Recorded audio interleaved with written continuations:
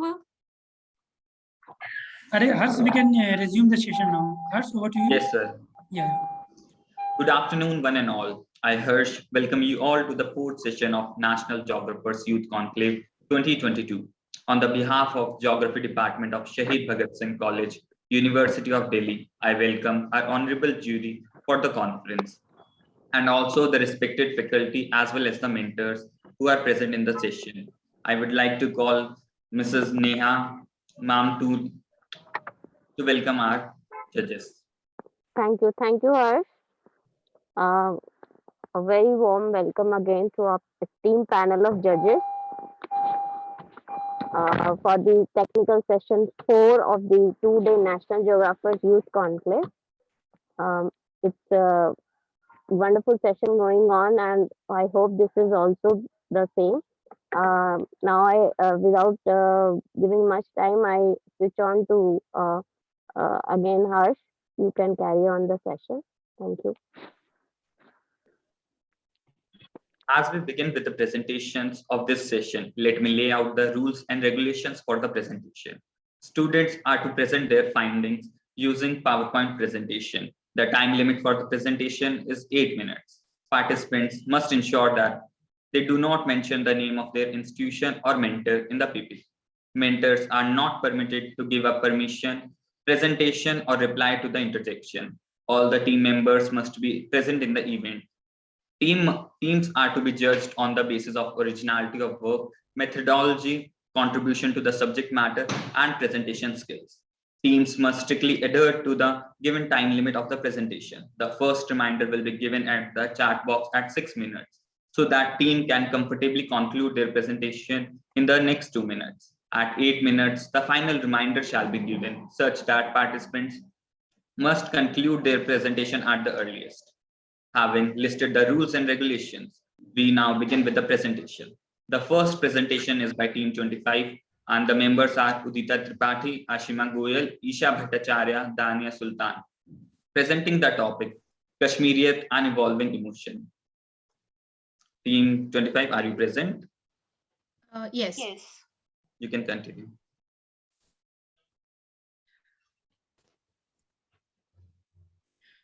I hope my screen is visible and I'm audible. Yeah, very much. Yeah. Good afternoon to one and all present here. We are here today to present our research on Kashmiriyat and evolving emotion. The team members are Isha Bhattacharya, Ashima Goyal, Udita Tripathi, and Dania Sultan. Location of any state is directly connected to the emotions of the people. The state of Jammu and Kashmir is unique in its locational personality, which coupled with the geopolitical and geo-religious status, make it as a geostrategic hotspot. Previous wars between India and its neighboring countries caused instability in Jammu and Kashmir, and the feeling of an individual are profoundly attached to their local zones and is one of the most indispensable perspectives that must be secured and cherished. People's feelings are inseparably connected to geopolitics, so there is a need to empathize with the inner turmoil that these people are facing. The individual of Kashmir endure enormous sum of pain, injustice, and misfortune, mainly due to the political issues of both the nations. After COVID-19, the people in the state are suffering from anxiety, depression, and disorder at an increasing rate. The research problem of our study is to understand and analyze the emotional geographies in geopolitically active Jammu and Kashmir. And the main objective of our research is to study the impact of geopolitics on the emotions of the people in Jammu and Kashmir and to analyze the perception of inhabitants on the socio-culture aspect of the territory. Jammu and Kashmir is an Indian Union territory in the northwestern section of Indian subcontinent, Jammu to the south and Kashmir Valley to the north. People's feeling of both comfort and insecurity in geopolitical concerns have a significant impact on this region. This represents the demographic profile of the respondents. Let us now go through the pages of history. Jammu and Kashmir is a zone of confusion and chaos due to political insurgency, terrorism, and cross-border firings. All these activities have had a negative impact on people and result in a feeling of despair. Territorial dispute over this region has resulted in 3 major Indo-Pakistani wars. There are areas in Kashmir that have major geopolitical significance. One such area is the Siachen Glacier. Now let's talk about the research methodology. We collected our data through two sources, primary and secondary. Under primary, we conducted surveys virtually using Google Forms. We also conducted interviews by telephones and online platforms due to pandemic constraints. After these surveys and interviews, we observed the responses and analyzed it. For secondary data, we focused over online researches, so that some websites and web reports were of great help. In addition, we reviewed the articles and journals regarding the research. Lastly, some case studies also played part for our secondary data source. Data was analyzed in both qualitative and quantitative methods due to the pandemic and also time and financial constraints. Questionnaire in the form of Google Forms was sent out using different social media platforms. A total of 4 interviews via telephone and online meeting platforms were arranged to facilitate our understanding. The data obtained was calculated and analyzed and are further shown with the help of various techniques like bar and phi. Let us now talk about the findings from the research. The first being economic slowdown and emotions. Economic growth and infrastructural development are interlinked to each other. Trade, tourism, and Apple economy has always been the driving engines for the territory. However, due to COVID and other disturbances, there has been a downfall in the economy. According to India Times, in 2019, less than 5 lakh tourists visited the Kashmir Valley, which resulted in about 10,000 crore loss of the tourism industry. However, it is noticed now that the infrastructural development is slowly and steadily taking place, which is a ray of hope. This point is supported by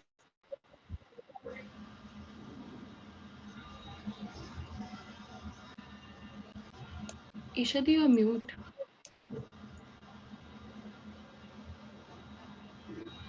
Lisa, we can't hear you. Excuse me. am I audible now? Yeah. Please continue on here. Okay. Here are some newspaper clippings to further facilitate our point. Recent development and emotions. The recent developments and restrictions like the revocation of Article 370, COVID lockdowns and restrictions have further worsened matters. The region of Jammu and Kashmir have already suffered many losses due to political unrest and wars, while the rest of India faced the problems like shutting of schools and economic slowdown for the first time.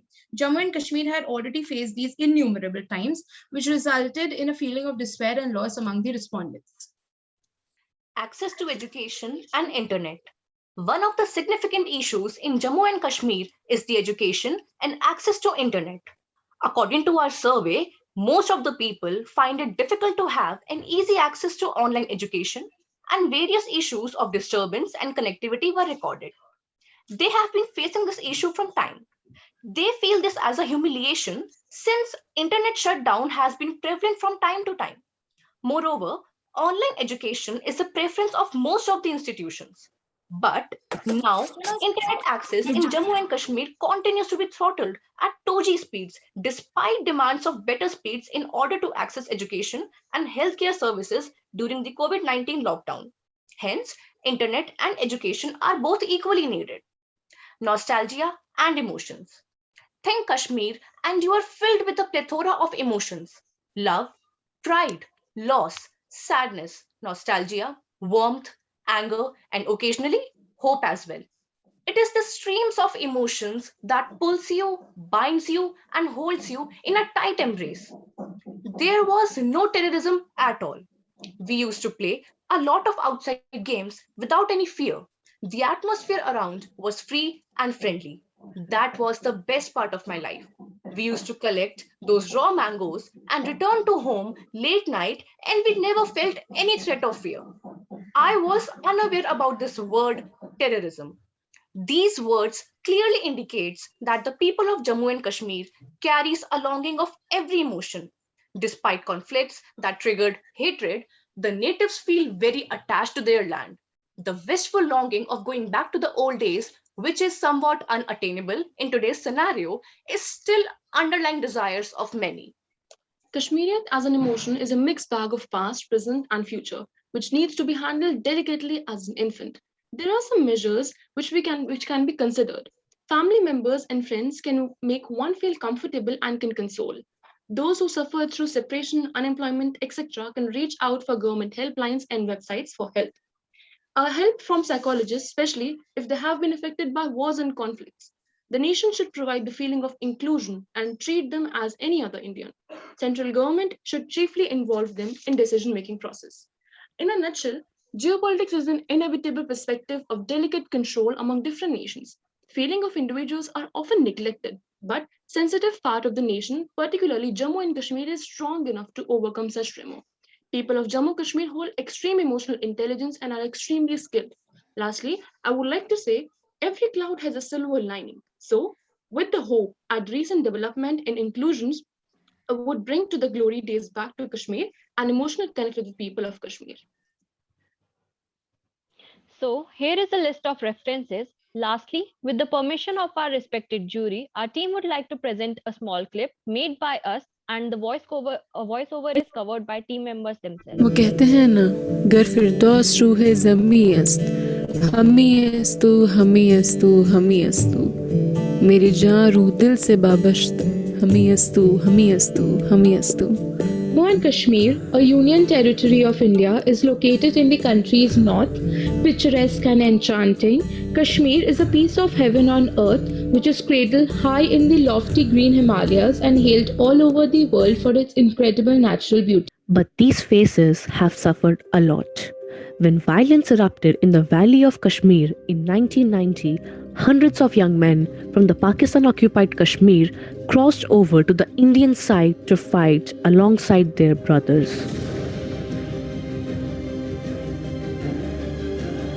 In the Kashmir is very different from the space of Delhi or other state for that matter.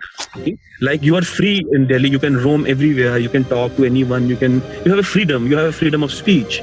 You can say your words, you can express yourself, मतलब जो भी अंदर से है, you can express your inner conscience. But in Kashmir, you cannot do that. Not even today, but it's a very since the partition.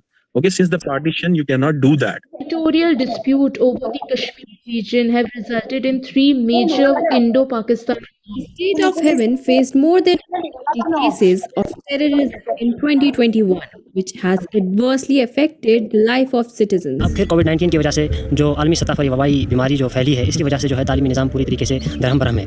और अब ये alternative निकाला गया था कि ऑनलाइन एजुकेशन होगा, लेकिन अफसोस का आलम यह है कि हमारा गाँव आज 21वीं सदी में भी इस सहूलियत से बिल्कुल महरूम है और बाहरी दुनिया से बिल्कुल कटा हुआ है।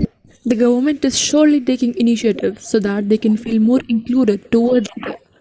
There will be more development and, most important, one constitution for all. So let's hope for a better future for Kashmir. Thank you. Thank you. Thank you, Team 25. I request honorable jury to ask questions.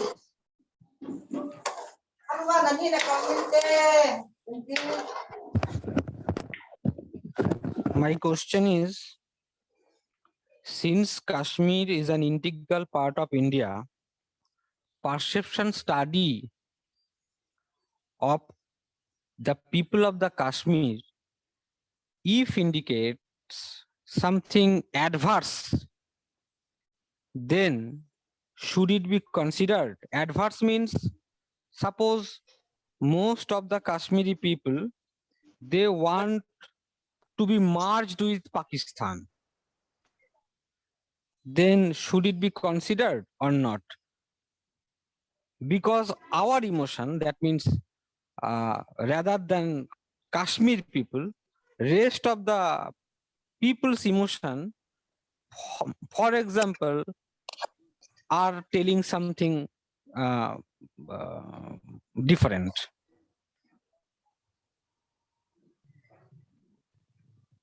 So I think the emotions must be first considered. Yes, because Kashmir has been a zone of conflict. Their true emotions are never really known, because first they thought they belonged to India, then they thought they belonged to Pakistan, and some of them still think that they want to become an independent state. So I think the emotions must be considered, and we should show empathy towards whatever they think.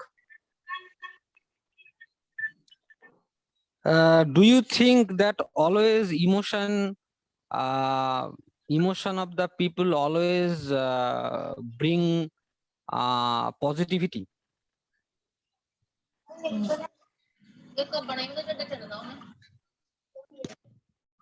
So not No, always. sir, not always. Not always. Then what should do by the government? Sir, I would like to add here. So, sir, the region that we have taken, it has suffered already a lot. Like they have a sensitive history. They carries a sensitive history. So, as a nation, we are democratic. So, first of all, the our a very fundamental right is to so that the government can listen to us. So, in a way, of course, the government should listen to the demands and the needs that they want. But yes, this should be taken as an important step, that as a people of the nation, as the one nation in the diversity, we should carry an inclusive approach toward us.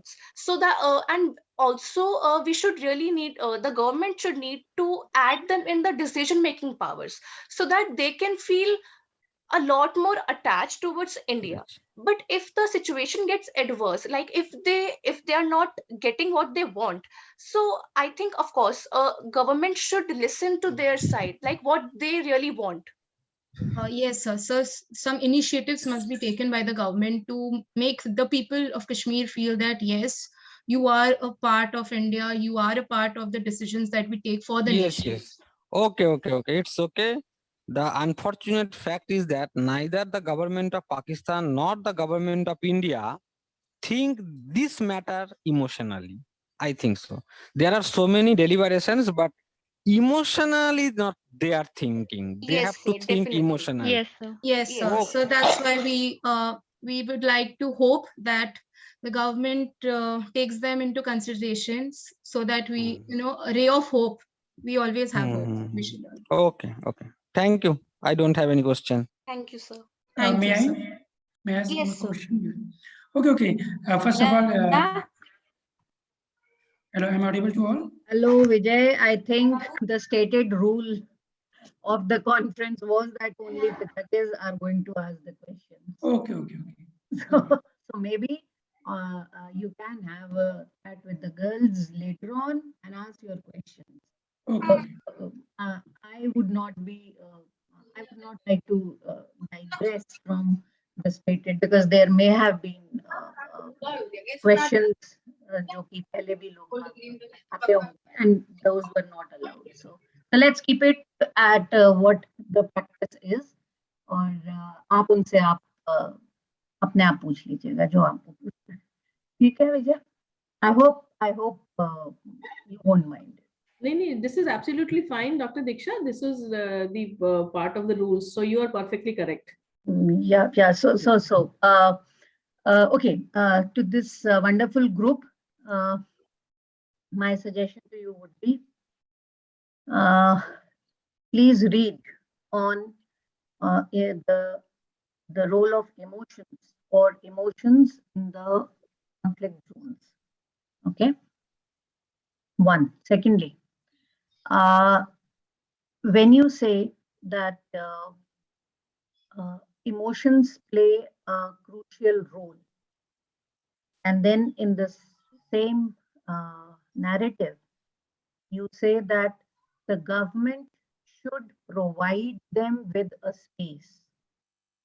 The narrative and the language, especially used in any conflict zones across the world, irrespective of wherever they may be, narratives and the language of narration is many times more important. Okay. So please keep that in mind. Thirdly, and this is the question that I wish to ask, do you think political engagement is not an emotion, or is it an emotion?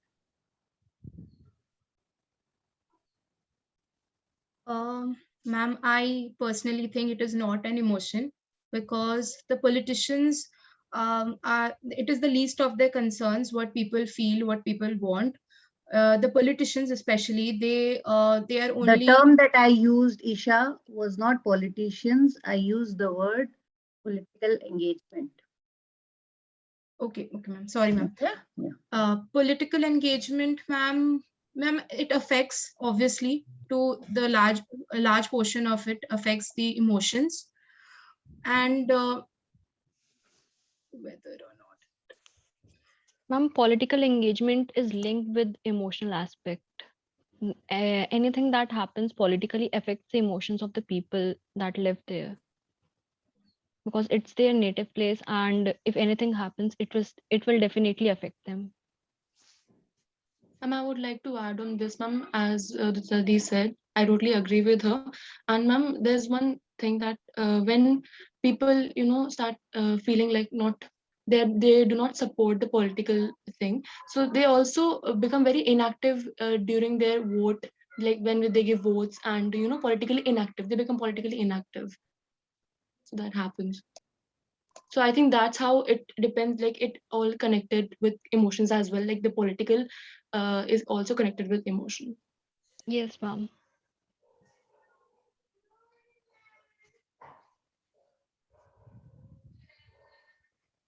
Any more questions? I have no questions.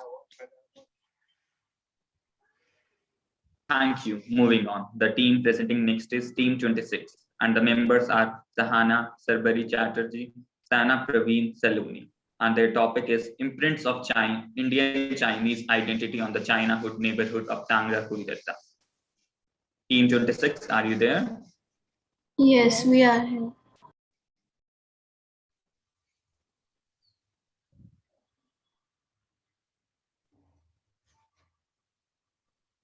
I hope my screen is visible. Yeah, it's very much visible. Yeah.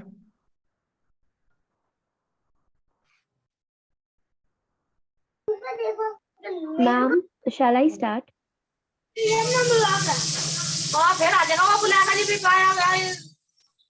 Ma'am, shall I start? Yes, please do. For the rest of the people who are in this meeting, kindly mute yourself. It is constantly getting disturbances. Good afternoon, judges. I, Sharbari Chatterjee, on behalf of my team, would like to introduce the concept of our topic, Imprints of Indian Chinese Identity on the Chinatown neighborhood of Tangra, Kolkata. Concept. The cultural landscape consists of the imprints of the various groups of people who reside in the area. It holds both the tangible and the intangible heritage of particular culture, which culminated as a result of the interaction between the culture and the space. Emotional geography explores the domain of human emotions and their impact on the surrounding environment. Cultural identities are deeply rooted in emotions that are capable of giving rise to a unique cultural landscape. The Chinese Indian community have a special relationship with their neighborhoods, which are informally known as Chinatowns. One such Chinatown, located in the Tangra area in Kolkata, holds a testament to this fact. Change. Statement of problem. The population of Tangra has declined significantly as the community has lost its main source of income with the shutdown of tanneries. Despite the population in the community being fewer in number, it still has left significant imprints on the cultural landscape of Kolkata and has made a deep emotional bond with their neighborhood, thus making it relevant for the research. Aims and objectives. The first objective is to explore the ways in which emotions arising from this hybrid cultural identity has affected the spatial characteristics and the ritualistic practices of the neighborhood. The second objective is to study the changes in the neighborhood spaces across time.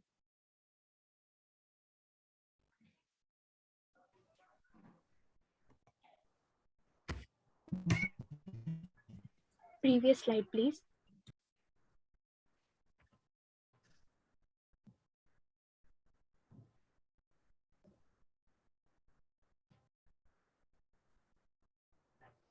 Study area. The study area is situated in the proximity of the EM bypass and Park Circus connector, which are the most rapidly changing development corridors in Kolkata. There are around 2,000 Chinese living nearby.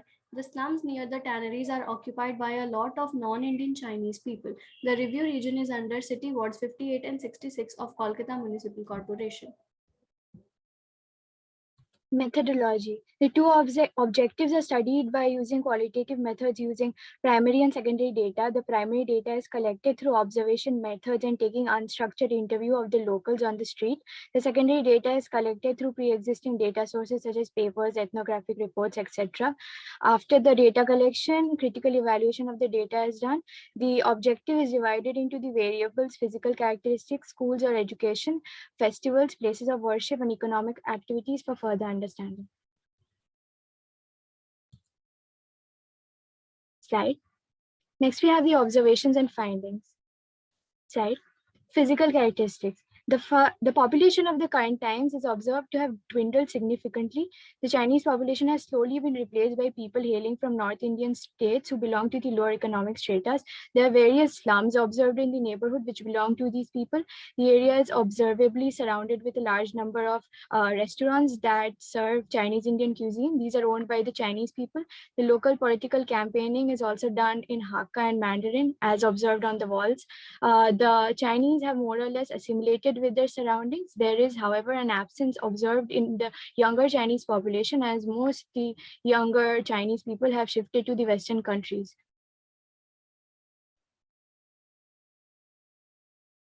These are the pictures that were taken on field. Slide.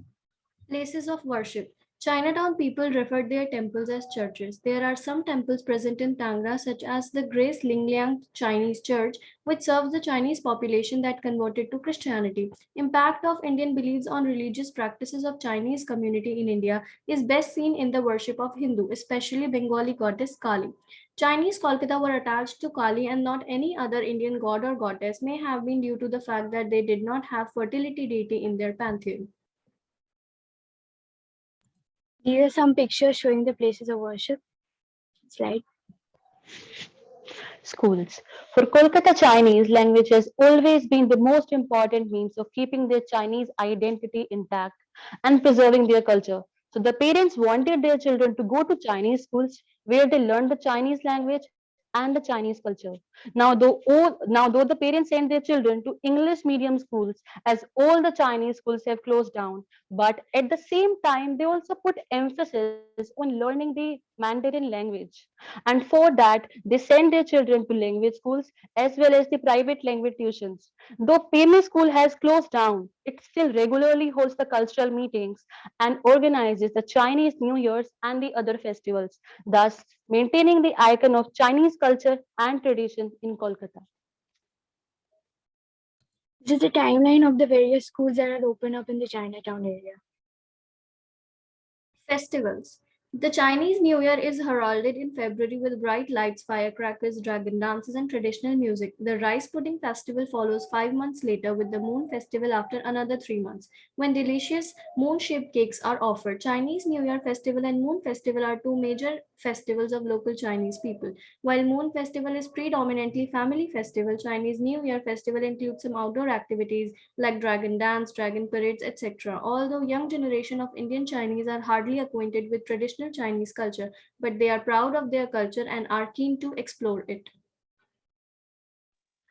The economic structure of a place is an important factor in determining the cultural and emotional structure of the new Chinatown, that is Tangra. Tangra lacks hope economically in the present day. The economy has gone down the ladder to a considerable extent and has failed.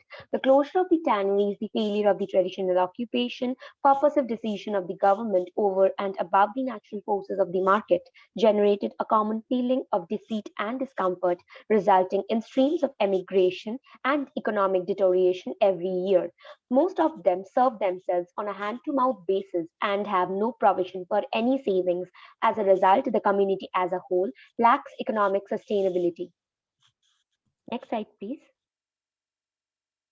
Conclusion. Emotional geography caters to the spirit of the place, which is shaped by the emotions that arise from human interactions of cultures and traditions. However, in the case of migrant cultures such as Chinese Indian community, it is not one-way influence.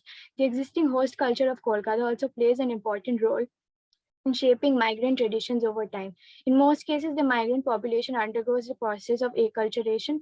It is true in the case of the Kolkata Chinese as well. However, their strong connection to their Chinese heritage and their subsequent assimilation with the Indian heritage has shaped their neighborhoods around the lines of their cultural identity. The emotional influence of this hybrid culture is imprinted on the geographies of these neighborhoods. It is included in the various aspects of their life, such as the pattern of life, language, types of schools, festivals, economic activities, etc.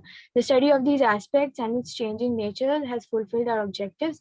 The Chinese of Tangra are either old or middle-aged and are a dying breed. While there may not be many Chinese people left in Tangra after a few years, it still remains a very important cultural hotspot in the city. Some suggestions for the conclave. The result of this study showed the various ways in which the Chinese Indian community has left distinct emotional geography through their cultural landscape. However, for further analysis of the emotional geography of this region, in-depth interview method and narrative analysis is suggested to further understand the intergenerational differences in sentimentality and attachment towards the neighborhood. The Chinatown area in Tangra has potential to become a very significant tourist spot in Kolkata. However, due to the poor planning of the area, it fails to utilize its full potential. Various town planning projects, such as the CHA project, have tried to rehabilitate the area. Slow but significant strides have been made to make the region more hospitable. The inception of the metro line on EM bypass may facilitate the growth of the study area as a tourist hub. Thank you.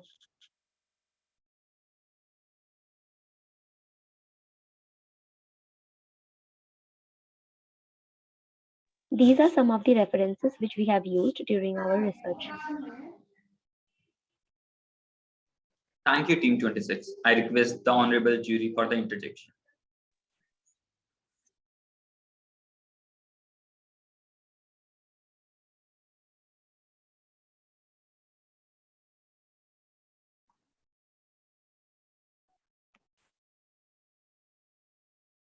Professor Bose has some questions to ask. No, I don't have any question, please. Okay, thank you. Dr. Kiran? Yeah, I have a question.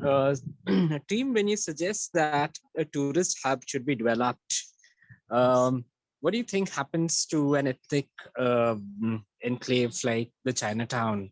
Why do you suggest so? Because there could be very, very damaging consequences when you make something tourist hub. Sir, actually, the thing is, the current situation right now, it's not like the area is not in the best shape, but I feel the one of the ways in which we can actually preserve the culture in the of the area is by developing it into a tourist stop. In most cases, yes, it is true that at times the cultures are damaged, but in this case, since the number of people are reducing drastically, if there is a tourist hub formed, then it may improve a lot of employment opportunities, and so a lot of people might choose to, a lot of the young Chinese people might choose to stay there and might want to promote their cultures. So Okay. So how have you studied this? Like, what the key methods? What were the key methods for this study? Sir, we mainly use the observation methods, and we went on field and we talked to the people of the community. Though we could not gather a large sample of the of the natives, but we spoke to the people who were living there currently, and we used secondary data resources, and through that we studied the topic. Yeah. Okay, you may as well consider iconography of landscape, and the readings that I saw, you could just expand it to more cultural. How do we understand cultural landscapes and all? There are a lot of readings, so I would suggest you could look through them as well. Thank you. Okay, sir. Thank you. Sir, I would like to add on some points regarding the tourism thing which you have put forward. Yes. Sir, I believe that tourism is a kind of activity which brings economic boom to an area. So when we are converting a place into a tourist spot, the government also tries to put forward some monetary help towards that area so that some places can be preserved, and that leads to development. So for that, in that way, if tourism is brought to this area, which is already economically facing a downfall, then we can at least give the people a hope of economic improvement and ask them to stay in the location. So that might help in preserving in some way, since the Okay. population is already declining. Okay. Yeah. Thank you. Thank you. Moving on. The team presenting next is team Just a 7. minute, Harsh, Okay. just a minute. As part of your conclusion, you stated something about the rehabilitation. Have there been any projects of rehabilitation? What was the conclusion or suggestion that you were talking about as far as rehabilitation is concerned? Yes, ma'am. Ma'am, for rehabilitation of the area, there is a project called the CHA The project. area is not rehabilitated, Sharbari. How do you intend to rehabilitate the area? Ma'am, not the area, but the people, the Indo-Chinese people or the Hakka people, those who are residing there, since their population is decreasing. So, in order to rehabilitate the population or to bring to improve the condition, some projects, like one of them was stated in our example, the CHA project has been started, and also like Kolkata has two Chinatowns. One is the old Chinatown, and another one is the new Chinatown. So this is the new Chinatown, which is situated in the dumps. Like, this is not in the main heart of the city. So, ma'am, this area is already in a place where influence of people is very, people going there is kind of less compared to the old Chinatown. So there is also a bypass which has been created few days ago, and also the new metro line which is being created, so that more people are inclined to visit that place. Because, ma'am, if people don't visit that place, the original residents over there won't have anything as their part of the living. So in that way, it will be a deterioration of their economic What thing. is the traditional occupation of the people of the place? Ma'am, traditionally they came here and settled here for developing the tanneries business, the tanning occupation. But due to government rules and some measures of environment, like theories and laws, the tanning business has shut down. So the all the factories are almost closed. So the most popular running business there now is the restaurant business, where they properly bring forward the beautiful amalgamation of the host culture and also the Chinese culture. Like, it is actually a place promoting Indo-Chinese food. So that is also part of attraction why people go there. It is to explore the Indo-Chinese cuisines. Okay. Okay. Thank you. Thank you, ma'am. Any more questions? Thank you. Moving on. The team presenting next is Team 27, and the members are Saibal, Sweetie Roy, Sneha Vyas, Monu Mehlawat, and their topic is Interaction between Socio-Economic and Mental Health Outcomes in the Indian Context Amid COVID-19 Pandemic, a Comparative Study. Team 27, are you there? Yeah, we are there. Thank you. You can continue. My name is Swaliha. Okay.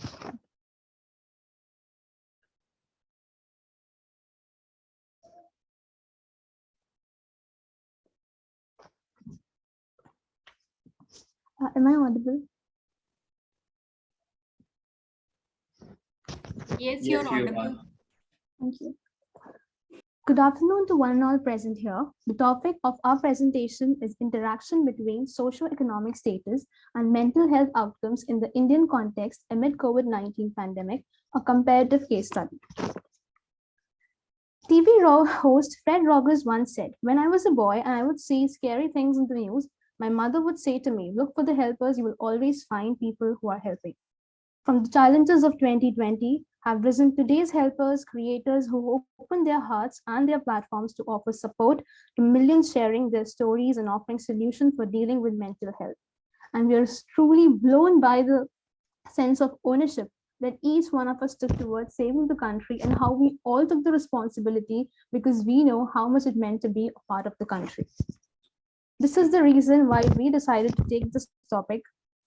The concept and research, these are the contents, the concept and research problems. Anya, your screen is not shared. Novel COVID-19 pandemic has been considered to be one of the tragic healthcare and economic crises of recent times. This COVID-19 epidemic was initiated from the Wuhan city of China and then rapidly and subsequently spreads across the globe. It has been observed over the past several months that regular health services, which include mental health care and other mental well-beings, are unfavorably affected. Yes, ma'am? Your screen is not visible. Oh, sorry. Is it visible now? No, Scalia. No. Okay, ma'am.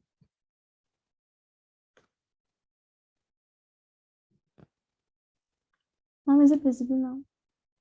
Yes, right. Yes. So I'll start from the starting, sir. You just carry on. Okay. Concept and research problem. Novel COVID-19 pandemic has been considered to be one of the tragic healthcare and economic crises of recent times. This COVID-19 epidemic was initiated from the Wuhan city of China and then rapidly subsequently spread across the globe. It has been observed over the past several months that regular health services, which include mental health care and other mental well-beings, are unfavorably affected in many countries across the world, including India. Various studies suggested that COVID-19 pandemic is leaving a long-term impact on mental health of adults in India and wide-ranging, including anxiety, anger, depression, post-traumatic stress symptoms, alcohol abuse, behavioral changes, prolonged crowded places, avoidance behavior due to the fear of infection. Prolonged social isolation can lead to social withdrawal, a phenomenon known as hikikomori, which may be aggravated by the social and economic crisis of pandemic. The situation got more tense when up to 60% of physicians, nurses, and medical residents were diagnosed with certain psychological symptoms, including anxiety, depression, insomnia, which are likely to persist for several years.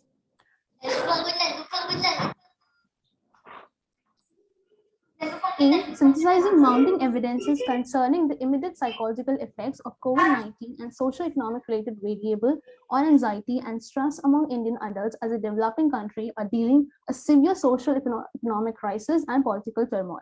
Objective 1 is to investigate the interaction between socio-economic status of respondents and mental health outcomes during the COVID-19 crisis in the state of India, namely Kerala. Objective 2 is to compare the mental health outcomes of healthcare personnel with general public during the pandemic. So the study area is known as this Kerala is known as God's own country. So we took the study area Kerala and three main political districts, Alappuzha, Pathanamthitta, and Kollam. Methodology. The research was a web-based cross-sectional survey that was conducted via social media, Facebook, WhatsApp post using a Google form from 17 October 2021 to 1 November 2021. This method was considered appropriate due to the imposed restrictions of movement and lockdown in India during the period. This was found appropriate to enable the investigators to assess the psychological distress experienced by participants during the COVID-19. Key persons, example, healthcare workers or frontline workers, friends, colleagues, and those of the contact of the researchers cross each category of respondents were considered to be the seed in the study, and they were encouraged to disseminate the links with others in the same category accordingly.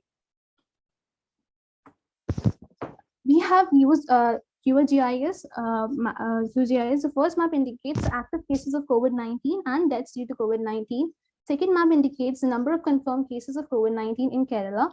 Third map indicates the number of recovered cases in comparison to the confirmed cases in Kerala. Observation analysis. A total of 115 participants, that is 51 male and 64 female, conduct the questionnaire with their age group, districts, and employability status as shown in the table. We divided the questionnaire into two parts. First is prevalence of stress scale, and second, the prevalence of mental health questionnaire. The prevalence of stress scale helped us to assess the mental health status of the people, and the participant health questionnaire helped us to assess the financial what financial problem how financial affected their mental health. The graph represents the prevalence of, the first graph represents the prevalence of anxiety and depression in 3 districts where people living in Kollam showed higher means of stress, that is 19.3%, and health status 16.1%, followed by the people living in Alappuzha showed less than people living in Kollam, that is 17.57% stress, and the mental health status due to the socio-economic status was 16.48%, and people living in Pathanamthitta showed 15.95% stress and PHQ, that is 14.55%.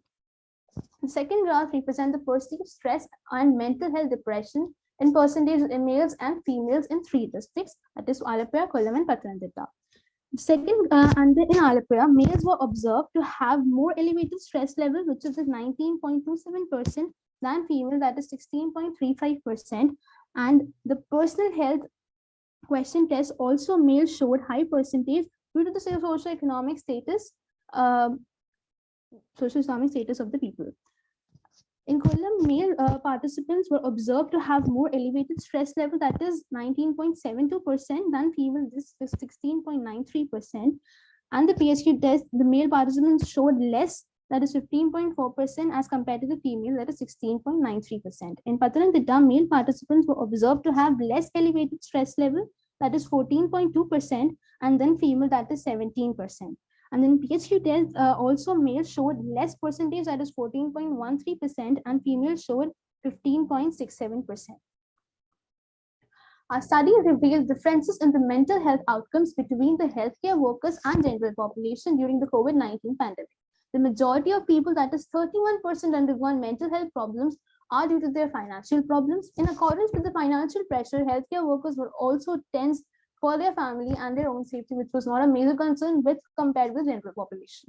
The study also reveals that there is a higher prevalence of mental health status among the healthcare workers, was as shown in the graph, that is more than 15%, and the higher prevalence of mental health outcomes among healthcare workers during the COVID-19 pandemic is hereby reconnected with their role of as caregivers and essential workers during the pandemic.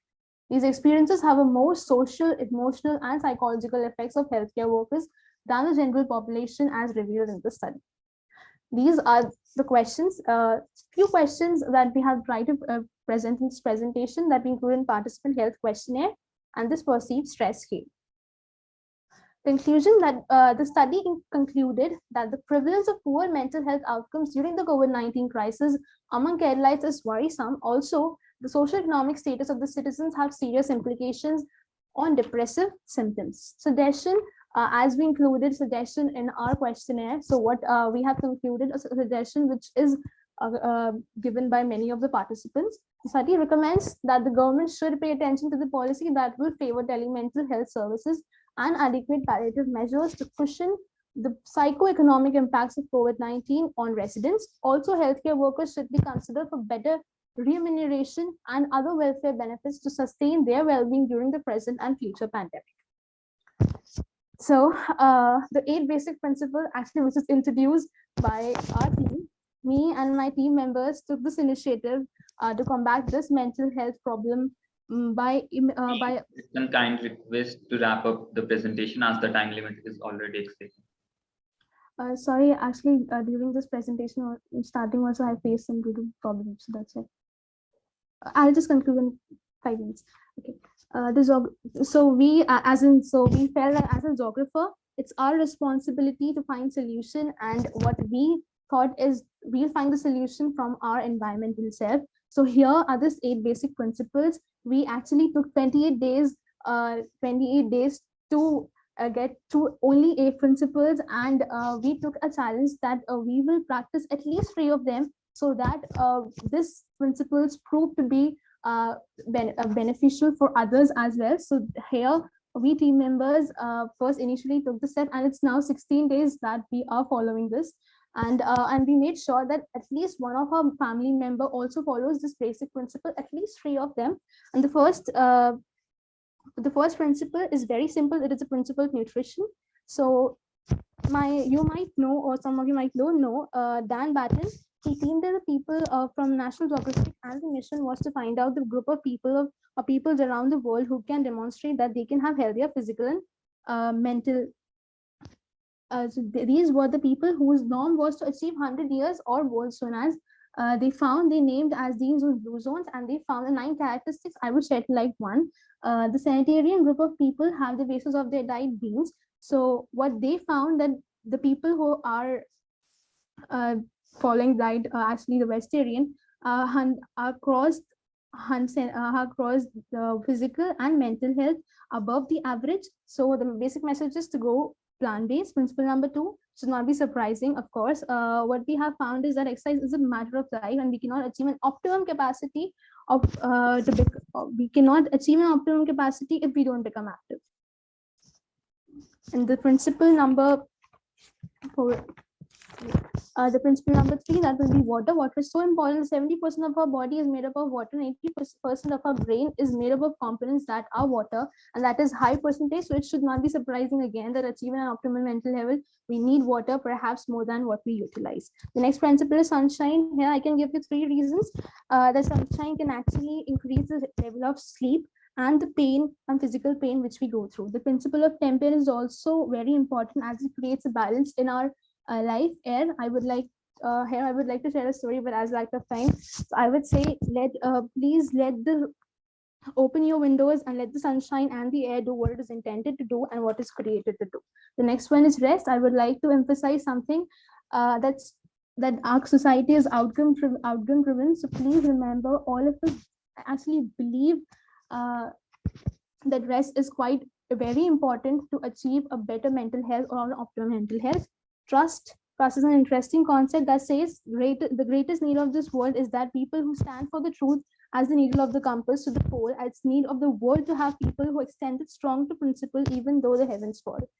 Thank you everyone, and that our vulnerability is our greatest strength, and we all are stronger together, and we are fighters, and we are believers in making things happen. Thank you. I'm so sorry. Thank you, Team 27. I request the honorable jury for the introduction.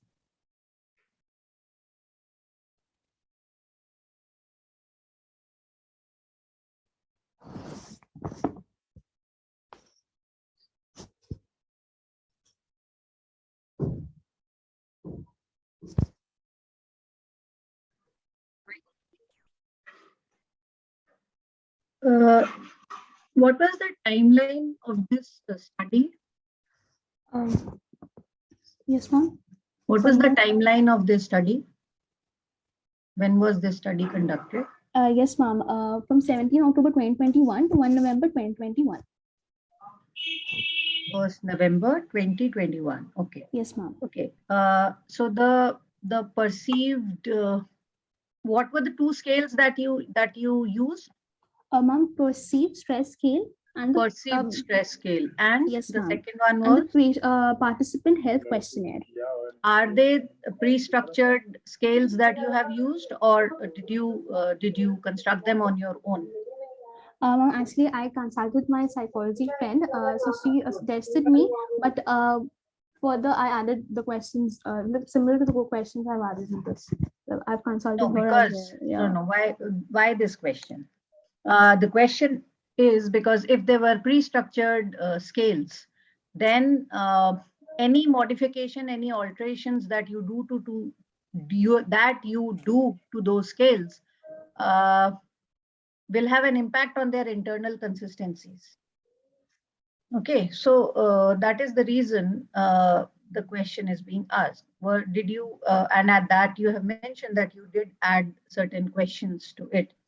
My suggestion to you would be that whenever one is making use, and there is absolutely nothing wrong in it, please, if you are using pre-structured scales for your studies, kindly stick to them. Okay. Because those are the scales which have been tested first. And secondly, stick to the scales which are culturally attuned. For that, what you can do is that you can refer to studies from this part of the world which have either made use of those scales, or there are certain scales, especially the psychoanalytic scales, which are suited only for certain types of countries and locations. So those are the things that for your if you intend to take this study any further, you should be taking care of. Yes, ma'am. Thank you. We'll definitely take care of it. Thank you. Thank you.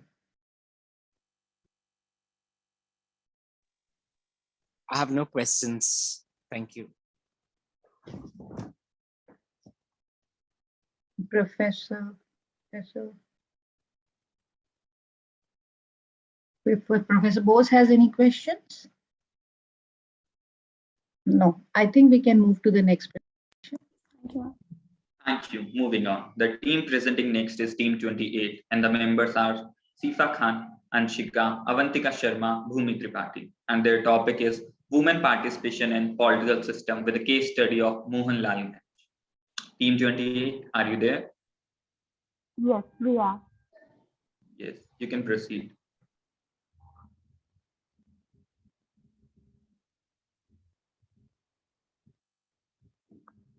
I hope I am audible and my screen is visible. Yes. Okay. उखाड़ फेंका है दुश्मन को जिसने झांसी का अपमान किया मर्दानी की परिभाषा बनकर आजादी का पैगाम दिया. A very good afternoon to all the teachers and jury members present here. I am Anshika on the behalf of my team, Pakhan, Women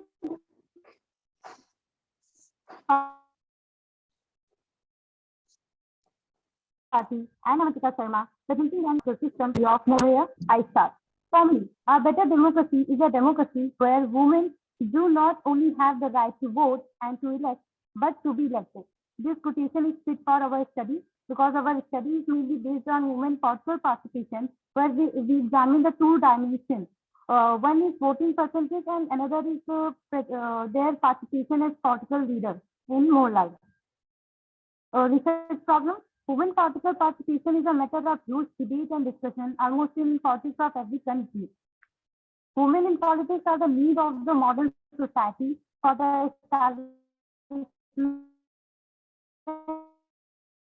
of equality on the basis by which they can work against their problem in more effective way. Thus, the study of women position in politics is very important to understand the actual status of women in any society and for making policies for holistic development of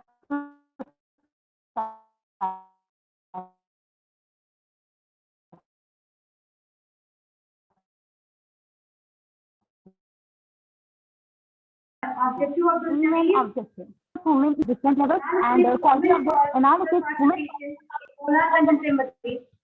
the study of voting percentage of women, the study of women role as political leader to identify the issue with women in politics, to suggest some solutions for improvement in the status of women in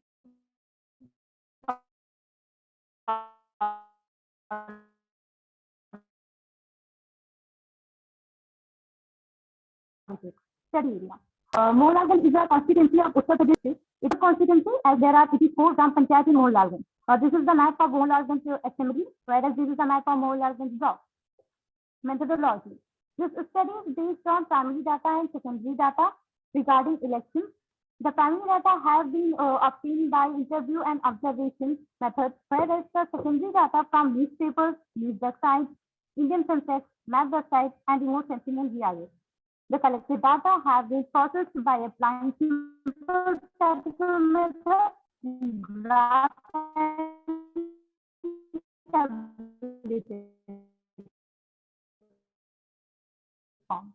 These are from which we interacted. Those were the first we defined the problem and objective of the research, then we collected data, analysis that, and after that we prepared the research report.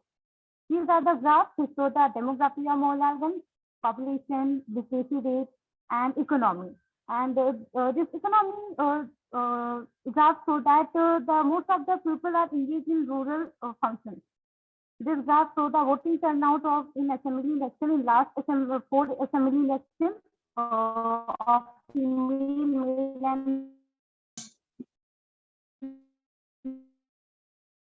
total voting turnout. Women also participation 24 to 2017. Finding and observation. The gap between women voting turnout of male and female has decreased from 2002 to 2017 assembly election, and there is not much gap between total voting turnout and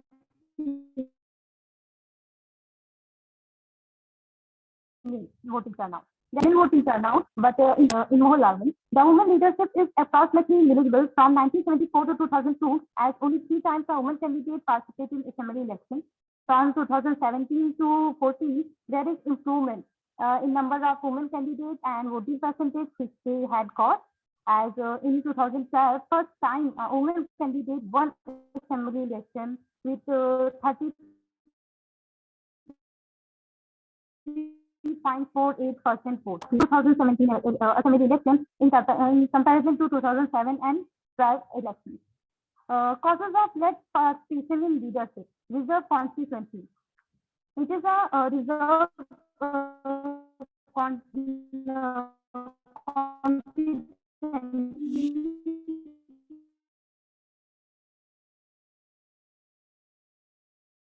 for SPs and STs of this reason are not ready and their planning is good. No proper platform are there, and some other reasons for less participation are lack of financial support, family support, and less political awareness, etc. Solutions: establishment of better educational institutions and improve the quality of education, arrange events for girls which help them to connect with other women leaders, because women leaders work as an inspiration, as a role model for those young girls. And aware household women about their rights, aware young girls about women political leadership as careers, aware people about the benefit of women political leadership, especially to the women, the opportunity to the girls and women for expressing their views, improve basic infrastructure, support girls and women to raise their voice. Conclusion: the voting percentage of women in Moholagan is good. It demands some more effort, but women political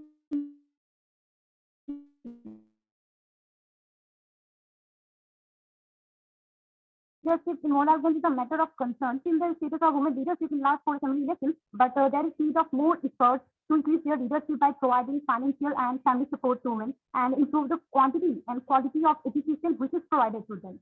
The full and effective women leadership is very important for development of Moholagan. Thank you to all the jury members and teachers for providing us this platform for presenting our Thank you, Team 28. I request the Honorable Jury for the interjection.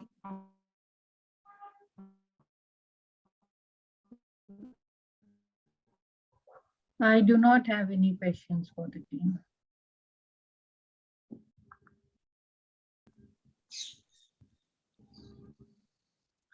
To the presenters, like, how would you connect your presentation with the theme of the conclave?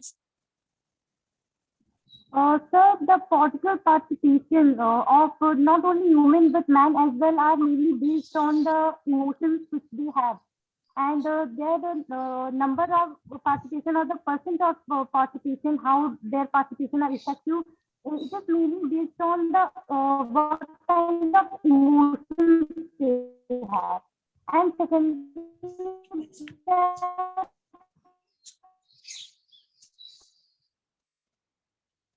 the equal pattern for the development of any society, because Okay, fine. Thank you. okay, thank you, sir. Any more questions?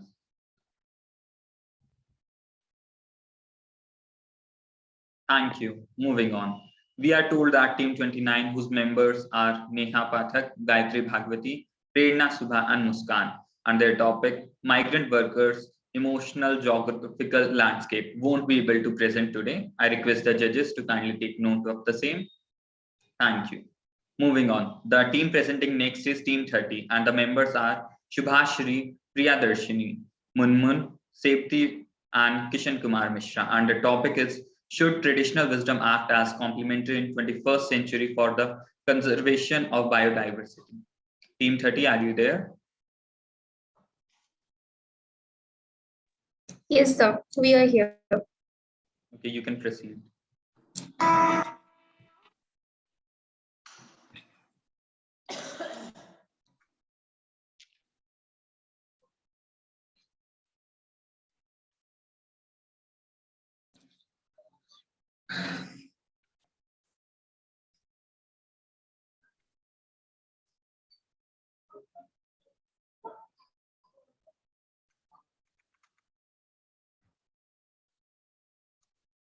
Is my screen visible? Yes, yes. Namaste. Good afternoon, everyone. Hope my voice is clearly audible and my screen is clearly visible to everyone present here. First of all, thanks to all those adorable persons because of whom we, the young geographers, are here to express our incredible feelings of the profound topic, domains of emotional geography, environment, culture, and society in this amazing platform of National Geographers Youth Conclave 2022. I am Subhashri Priyadarsini, representing on the behalf of our team, and the other members of our team are Kisan Kumar Misra, Sebati Sabar, and Munmun Bera. So moving to the main part of our presentation, as you all can see the title, that is Traditional Knowledge System and Conservation of Biodiversity, a case study of Bonda and Koya tribal community in Malkanagiri district of Odisha. As we all know that the planet's biodiversity is under threat and the main culprit is the one who paradoxically depend on it most, human being. Slowing down biodiversity loss, understood as the reduction or disappearance of the variety of living beings that inhabit the planet, is one of humanity's great challenges. Economic growth is currently the principal cause of increased climate change, and climate change is a primary mechanism of biodiversity loss. Therefore, economic growth is a prime catalyst of biodiversity loss because people desire economic growth for dissimilar reasons, some for increased accumulation of wealth, others for basic needs. So we have to look for alternatives for the conservation of biodiversity as well as to draw a list of the factors which can ensure the long-term sustenance of natural resources. So what's the solution for conservation of biodiversity as well as the sustainable management of natural resources? If this is the question, then my answer will be this. Yes, traditional knowledge system is a better alternative for conservation of biodiversity as well as for sustainable management of natural resources. So our research work is based on the significant role of two tribal communities, that is Bonda and Koya in Malkanagiri district of Odisha, who have conserved the biodiversity in and around localities of their natural habitat since the beginning of civilization. Their action is not motivated by greed. If we start the quest to find out the reason, we may end up discovering a lot about their lifestyles and attitude towards the nature.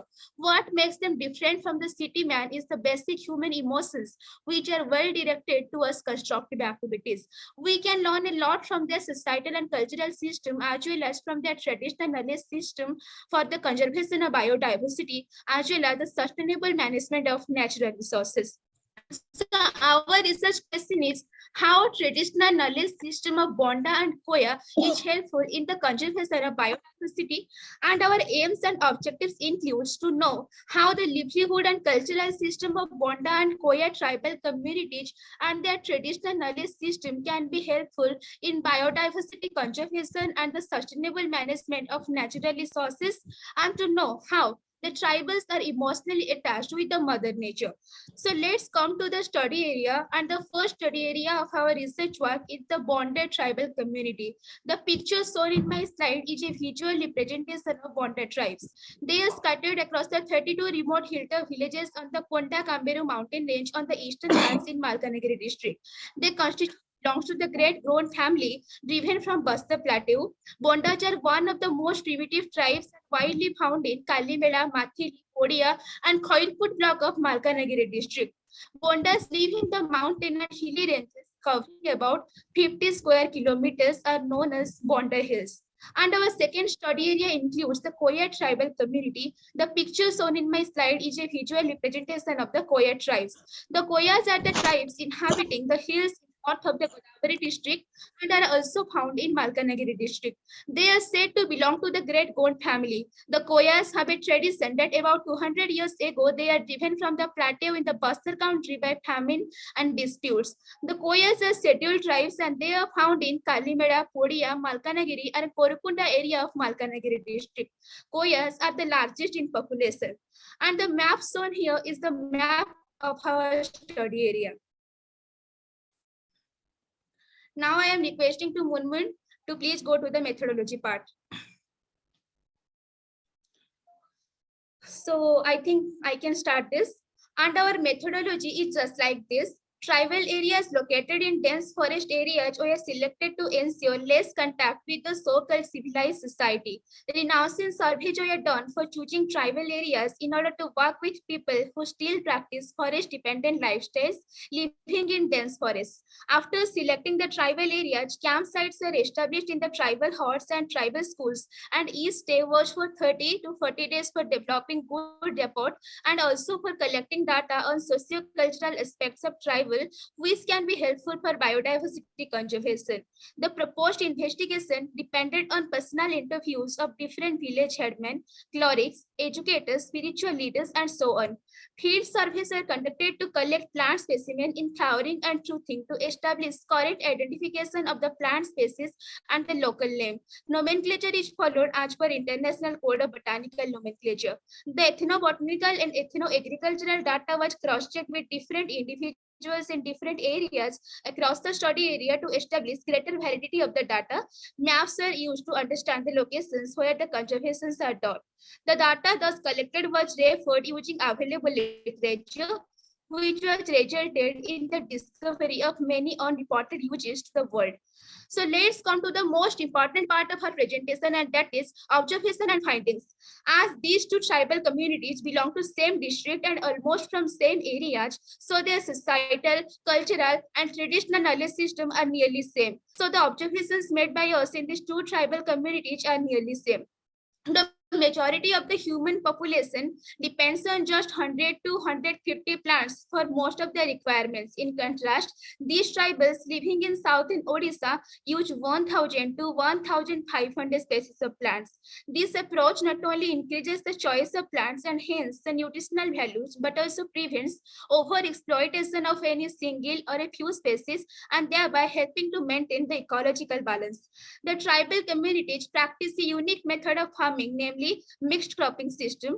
The MCS enables them to cultivate cereals, leafy vegetables, pulses, and oil crops together in limited area depending on monsoon rain. The MCS not only helps in utilizing the seasonal rainfall but also keeping the soil unexposed, thereby preventing topsoil erosion. The combination of crops with legumes help in nitrogen fixation, thus maintaining the soil fertility. Medicinal properties of plants have been recognized and practiced by these tribal communities as a tradition for thousands of years. Each tribe has its own method of collecting the plants as well as the preparation of medicine. Dosage and duration of medicine depends on the age of the patient and the intensity of the disease. A ritual is a religious festivity or other ceremony of the indigenous individuals are one of the significant tools to comprehend the communities and help nature protection. There are some places in the tribal communities known as sacred groups where trees are never... It's a kind request, please wrap up the presentation as the time limit is exceeding. Incarnation of gods can only be happened by those exceptional trees. Malkanagiri is a district with strongest traditions of protection of nature and land of diverse natural resources. These tribal communities show prudence and ecological wisdom in resource utilization.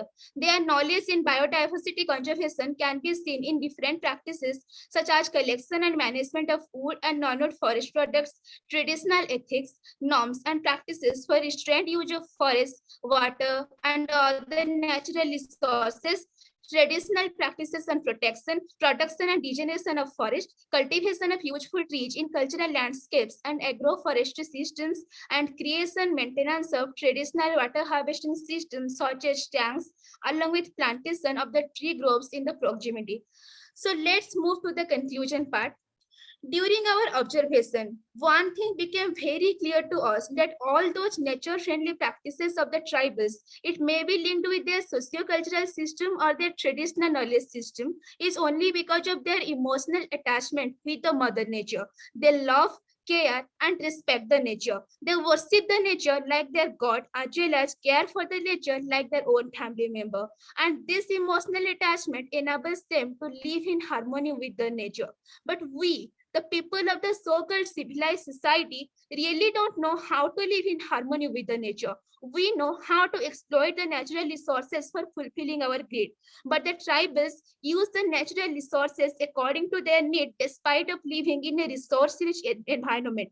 We use the nature for our profit, while they want to protect their nature at any cost. So one thing we can learn from them is their emotional attachment with the nature. We need development, but we must have love and affection for the nature. Taking a selfie in any sanctuary or biosphere reserve and posting it in the social media by writing a caption that nature is love is not the real indicator of our love towards the nature. Love and respect towards the nature should be reflected in our behavioral approach towards the nature, and this will be the domains of our emotions that will enable us for the conservation of biodiversity as well as the sustainable management of natural resources. Don't express your love superficially, be realistic, don't be materialistic. Except this, we can learn a lots of ways for conserving the biodiversity and sustainable management of natural resources from their traditional knowledge system. We have observed so many things but could not describe all those things due to the time limitation. But one thing we want to suggest that the knowledge system should be publicly accepted rather than throwing it away by addressing as ancient and indigenous. Thank you so much.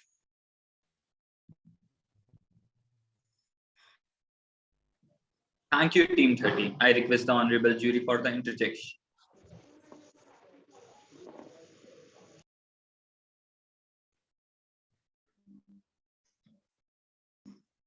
Professor Basu, do you have a question?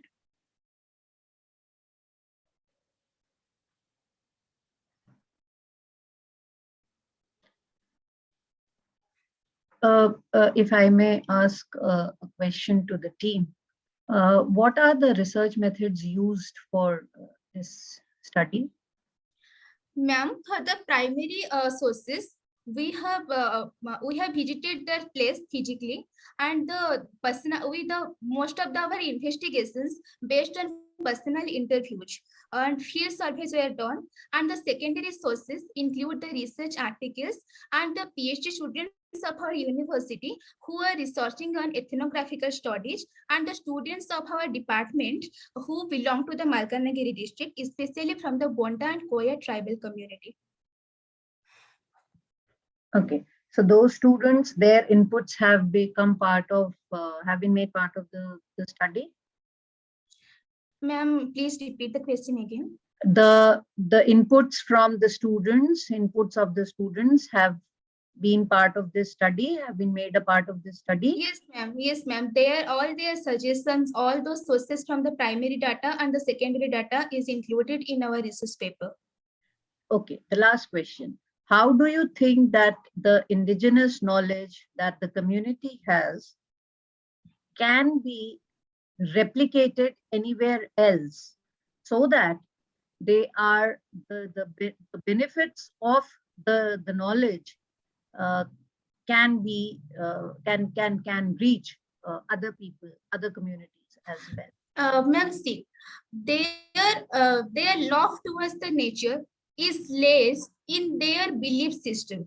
They worship the nature as God. They know that nature, they know how to protect their natural habitat. But we are exploiting over the nature. We don't know how to love the nature. This is the emotion that we should learn from them. Ma'am, I think I can't understand your question properly. Ma'am, please repeat the question again, please. Ma'am, may I? Yes, please. Ma'am, we have witnessed several developments in the field of scientific study, but I think that's traditional wisdom and traditional knowledge system should be combined with scientific study to get a better result and for a better sustainable model to run the world. The traditional wisdom is vast, and if it can be combined with scientific studies, then it may create wonders. Okay, thank you.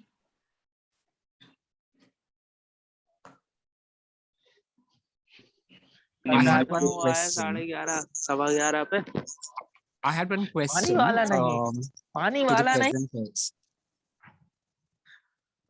What is, like, when I look at your conclusions, it just, the presentation just goes in a very different direction. So what are you trying to tell us? Like, what are you trying, what point are you trying to make here? So we want to tell that we should learn the emotions that the emotional attachment from the tribal people that they have with the nature.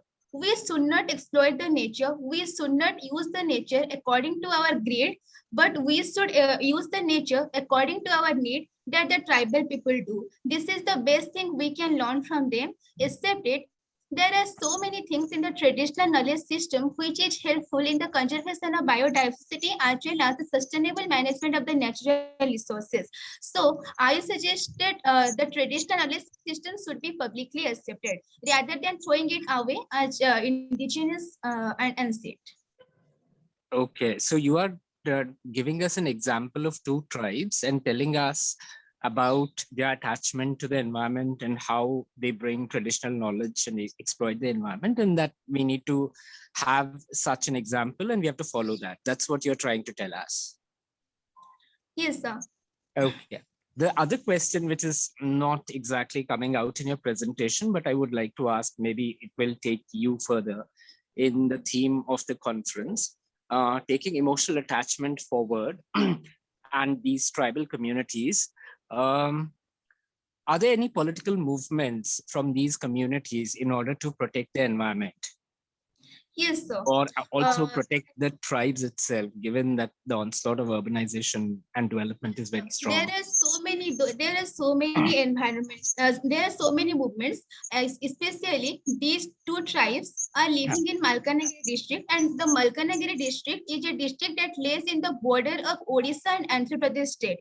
And as this area is full of rich vegetation and full of natural resources, so the government is trying to exploit the areas as well as to remove the tribal communities from their own land. So there are so many movements that is against the government act or against the border movement. Except there are so many movements. Okay, there are movements, right? So what I would like you to suggest is you need to take this exercise a bit forward to look into how emotion, the attachment to one's landscape, becomes a political act towards conservation. Okay, like you get the direction, right, towards emotion as a political act towards conservation of one's landscape, right, and biodiversity. Okay, you could explore that. Okay, thank you. Okay, sir. Thank you so much. Any more questions? Thank you. Moving on, the team presenting next is Team 31st, and the members are Rakesh, Divyanshi, Adarsh, and Mantasha. And their topic is the convergence of emotions and geography. Team 31st, are you there? Yes, I am there. You can present. Okay. Wait a minute.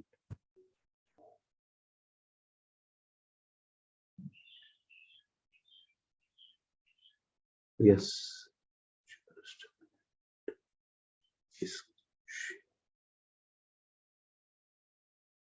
My screen is visible. Am I audible? Yes. My screen is visible? Yes, it is visible. Okay, thank you.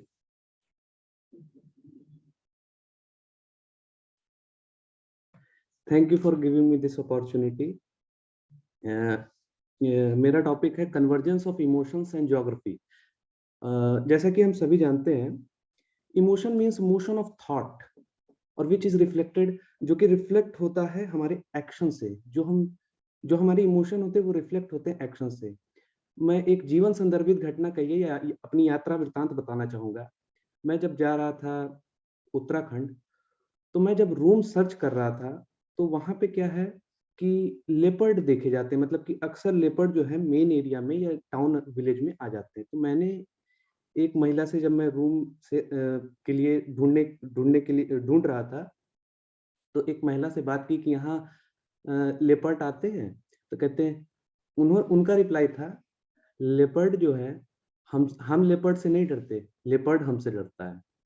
तो और एक और example है, अभी 29 दिसंबर में news आई कि Lucknow city में leopard आ गया, और लेपर्ड जो आया उससे लोग डर गए। तो ये दो सिचुएशन, दो एक रिफ्ट दिख रहा है थॉट्स में। ये थॉट्स में डिफरेंस क्यों आया? क्यों वो पर्टिकुलर महिला जो उत्तराखंड और गढ़वाल डिस्ट्रिक्ट में रहती हैं, उनका जो इमोशंस है वो डिफरेंट है प्लेन एरिया से? क्यों ऐसा हुआ? हमारा मेन रिसर्च प्रॉब्लम है, our main concern is how and why emotion varies with culture, space and time. Second, our concern is how emotion impact in our decision making process. Third, what are the paradigm shift in evolution of the emotion in the Indian society? And fourth, how past incidents imprint mark on the cultural landscape? And fifth, how emotion resolve the environmental concerns. तो हम देखें कि क्यों ऐसा हुआ, क्यों difference आया इन दोनों की थिंकिंग में, इमोशंस में क्यों डिफरेंस आया। तो हमने जब इंटरव्यू लिया इस दौरान, इस रिसर्च करते समय, तो हमने इनकम पूछा। एक ट्राइबल स्टूडेंट था, हमारे ही दोस्त था, उससे मैंने क्वेश्चन पूछा कितना इनकम आप एक्सपेक्ट करते हैं, और एक बिजनेस क्लास जो दिल्ली में रहने वाला है उससे मैंने पूछा कि आप कितना इनकम एक्सपेक्ट करने, कितना अर्निंग करना चाहते हैं। तो दोनों के बीच में रिफ्ट है, दोनों के बीच की में आंसर में रिफ्ट है। ऐसा रिफ्ट हुआ क्यों?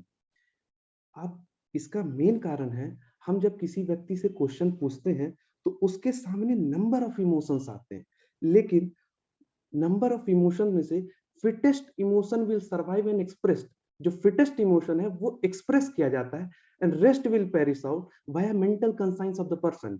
जो व्यक्ति का मेंटल कंसाइंस कहेगा उसके अनुसार वो अपने एक्सप्रेशन को, वो अपनी बातों को एक्सप्रेस करेगा, मतलब कि वो एक्सप्रेस कर पाएगा। अब इसमें क्या है कि ये आपको लग रहा होगा कि डार्विन से मिलता जुलता कंसेप्ट, फिटेस्ट वन। और फिटेस्ट वन को डिसाइड कौन करेगा? क्या चीज है जो फिटेस्ट वन को डिसाइड कर रही है?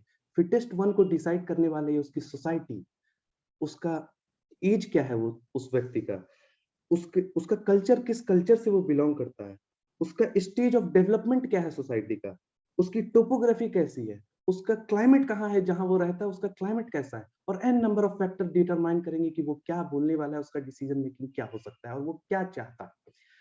अब इस सिचुएशन में किन्स एंड डार्विन, हमने लिखा है both Keynes and Darwin are complementary to each other, to the one another through the formation of mental conscience. ये किन्स जो है एक इकोनॉमिस्ट है, उनका मानना था government play a dominant role in the economic activity, and Darwin कह रहा था survival for the fittest, only fittest one can survive. तो इसमें दोनों में दिखा रहा है कि नेचर एंड गवर्नमेंट दोनों एक इंपॉर्टेंट रोल प्ले करते हैं किसी व्यक्ति की एक मेंटल कॉन्शसनेस को डेवलप करने के लिए। The cultural quick leave the distinct imprint on the cultural landscape. जो हमारे cultural quick in the sense कि जो हमारा कल्चर है, कल्चर पुरानी सभ्यता चलती आ रही है, तो वो एक सोसाइटी से दूसरे सोसाइटी में वहाँ की गवर्नमेंट जो पुरानी थी उसने क्या इम्पैक्ट डाला, और वो सारी चीजें आज रिफ्लेक्ट कर रही हैं हमारे डिसीजन मेकिंग प्रोसेस में। The emotion of the people is the ratio of the endogenetic and exogenetic forces. Endogenetic आता है एक्सोजेनेटिक से, जो बाहर उसके सोसाइटी में चल रहा है, जो उसके सोसाइटी में चल रहा है वो उसके माइंड में जाता है, और उसके बाद वो रिफ्लेक्ट करता है अपने थॉट्स को। There is sequential development of emotion, कि एक सोसाइटी से दूसरे सोसाइटी में जाना, फिर दूसरे जनरेशन से, एक जनरेशन से दूसरे जनरेशन, तीसरे जनरेशन से ये इमोशन ट्रांसफर होते हैं, उसके कुछ डेवलपमेंट होता है, और वो डेवलपमेंट वो जब इस जनरेशन में बोलेगा तो वो रिफ्लेक्ट करेगा उसके डिसीजन मेकिंग प्रोसेस में। इमोशनल रिफ्यूजी से मेरे कहने का मतलब है कि ऐसा जैसे कोई एक व्यक्ति है ट्राइबल पॉपुलेशन से, वह आ गया दिल्ली में, तो उसकी विचारधारा और बाकी सब जो लोग हैं दिल्ली में, उनकी विचारधाराओं में, उनके इमोशंस में डिफरेंस आएगा। और ये जो डिफरेंस आ रहा है, इसी को मैंने कहा इमोशनल रेफ्यूजी।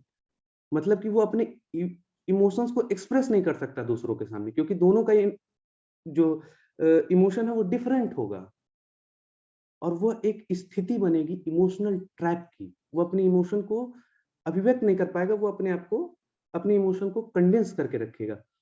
और ये सारे अब फिजिकल वर्सेस मेंटल स्पेस, पिछली बार किरण सर आए थे तो एक उन्होंने फ्रेज दिया था, space is engulf by the time.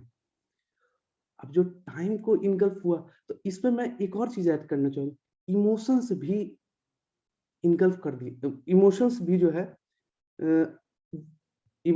जो है हमारा साइबर स्पेस में आ गया। अब हम जो हंसते हैं वो इमोजी से सेंड करते हैं, और emotion is the function of, ये लास्ट है E is equal to F SACDC and n number of factors. It means emotion is the function of society, age, culture, and stage of development, topography, and climate, and n number of factors. इस basis पे मैं classify करने चला था India को कि different, इस basis पे हम क्लासिफाई करना चाह रहे थे, लेकिन वो हो नहीं पाया। और ये जो है इस पे कल्चर पे काम किया हुआ है कार्लो सोसर का, डेवलपमेंट में काम किया गया है रॉस्को का, टोपोग्राफी में सैंपल का काम किया गया है, सैंपल का, और क्लाइमेट पे हंटिंगटन का काम किया गया है। तो इन सारे आइडियाज ऐसे इवॉल्व किए। अगला है कल्चरल क्विज, जो हमारे डिसीजन में अभी रिफ्लेक्ट कर रहा है, इन द सेंस कि पुरानी जो चीजें हैं वो आज, पुराने जो चीजें हुई हैं वो आज हमारे इमोशंस और डिसीजन मेकिंग प्रोसेस में रिफ्लेक्ट कर रही है। मुगल का फेज हुआ तो उसमें कुछ नई चीजें ऐड हुई, और जैसे जैसे ब्रिटिशर्स आए तो कैपिटलिज्म का राइज हुआ, और इन्वायरमेंट से हमारा डाइवर्जन थोड़ा सा kind request, please wrap up the presentation as the time is concept of sustainable development और कम्युनिकेशन एंड टेक्नोलॉजी और जियो के आने से ये सारे इमोशन में हमारे चेंज आया। अब क्या हुआ, जैसे कि सस्टेनेबल डेवलपमेंट की बात की, ये जेफरी सैक का कंसेप्ट दिया गया, इसमें मैंने थोड़ा मॉडिफिकेशन किया है। इसमें क्या है कि जैसे जैसे हम देख रहे हैं कि जैसे जैसे इन्वायरमेंट क्वालिटी वाई एक्सिस पे दिख रहा है, जैसे जैसे हम कैपिटलिज्म का राइज हो रहा है, हम इन्वायरमेंटल क्वालिटी डिग्रेड हो रही है और हमारा वेल्थ जो है इंक्रीज हो रहा है। ये प्लेनेटरी बाउंड्री है। प्लेनेटरी बाउंड्री शो करता है कि कितना इन्वायरमेंट जो है किसी एक उसको बर्दाश्त कर पाता है, कितना उसकी इफिशियंसी है, कितना उसकी क्षमता है। इसके बाद जो है जैसे जैसे हम वेल्थ हमारा इंक्रीज हो रहा है, और जैसे जैसे हम प्लानिटरी बाउंड्री को टच करेंगे, उसके बाद हमारे वेल्थ में फॉल आ जाएगा, क्योंकि इन्वायरमेंटल डिग्रेडेशन इतना हो जाएगा कि हमारे सर्वाइवल जो है वो पॉसिबल नहीं हो पाएगा। और इसके साथ एक अगर हम प्लानिटरी बाउंड्री से दोबारा वेल्थ में गेन करना चाहते हैं तो सस्टेनेबल डेवलपमेंट से हम ये कर सकते हैं। अगला एक कंसेप्ट की एडाप्टेशन, ये है हमारे इन्वायरमेंटल डिग्रेडेशन का, और ये हमारा टाइम को शो कर रहा है। और ये हमारे adaptation is slow and steady process, ये अचानक से नहीं हो पाता है। और जैसे जैसे हम इन्वायरमेंटल डिग्रेडेशन बढ़ता जा रहा है हमारा, हम उसके अनुसार एडाप्ट नहीं कर पा रहे। एक फेज आएगा प्लेनेटरी बाउंड्री का, उसके बाद हम सर्वाइव नहीं कर पाएंगे, और ह्यूमन जो है अपने एग्जिस्टेंस को खुद ही चैलेंज कर रहा है। और ये ग्राफ ये शो करना चाह रहा है हमारे स्टडी एरिया जो हमारा चिराग दिल्ली एसपीएससी प्रीमाइसिस मेथोडोलॉजी में हमने secondary data and primary data लोगों से कांटेक्ट भी किए। सेकेंडरी डेटा में हमने एज ऑफ सस्टेनेबिलिटी बुक्स हैं जो प्रिंसिपल्स ऑफ जियोमॉर्फोलॉजी थॉर्नबरी की, planet of slum Mike Davis की, और origin of species Charles Darwin को, इन सभी चीजों को कंसिडरेशन में लिया है। इन सभी चीजों को मैंने पढ़ा है, उसके बाद ही इस कंक्लूजन में आया हूँ। और रिसर्च में हम लोगों ने क्वेश्चन आया और फील्ड सर्वे को किया। और मैंने कंक्लूजन में ये कहना चाहूंगा, अब जो एरा आ रहा है वो वेपन का एरा चला गया। अब इमोशंस से ज्यादा जो खेल लेगा वो किसी भी व्यक्ति या इन्वायरमेंटल प्रॉब्लम को रिजॉल्व करने में समर्थ होगा। Thank you very much.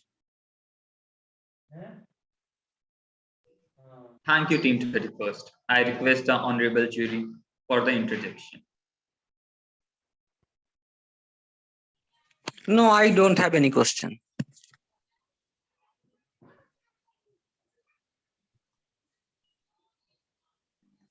Adarsh, yes, मेरा एक क्वेश्चन आपसे ये होगा कि maybe due to the paucity of time you were not specifically restricted your presentation yes, ma'am. to the study that you have been conducting. Yes, ma'am. It is very clear from this that you were not able to stick to the study. My only suggestion to you would be that before you make generalization about the stated theories, okay, and do not ever be in a hurry to come to a conclusion as far as your thoughts are concerned, okay, because there are no final conclusions. We all are work in progress. Yes, okay, yes. so just carry on with this thought process. Maybe you are on the right track and you have a long way to go, but since you were not able to keep restricted to the study that you have conducted or the group has conducted, I would not be in a position to direct my question towards the study, right? So that is my only humble submission. Okay, thank you, ma'am. Thank you. I may not have questions because the presentation was not complete. I couldn't see what study was conducted, so sorry, no questions here. Okay, sir. Thank you, sir. Thank you very much. Thank you. Moving on. Last but not the least, now we have Team 32nd to present their topic. Integrating emotional geography with environmental pollution, a case study of New Delhi. And the members are Akshara, Anisha, Diksha, Khayati Khanna. Team 32nd, are you there? Yes, we are just presenting. 1 second.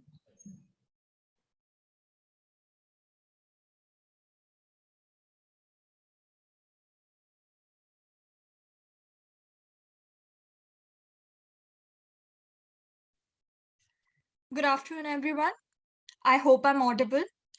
Today, our group will be presenting on the research topic, Integrating Emotional Geography with Environmental Pollution, a case study of New Delhi.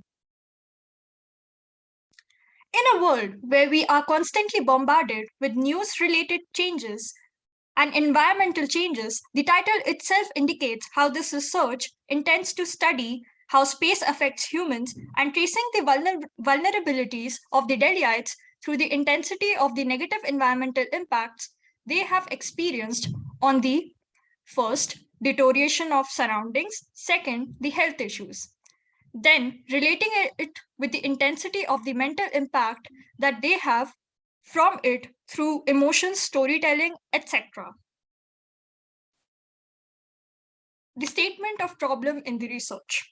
With the degrading environment of Delhi, productivity of humans gets affected, which includes not only mental and physical, but also financial burden.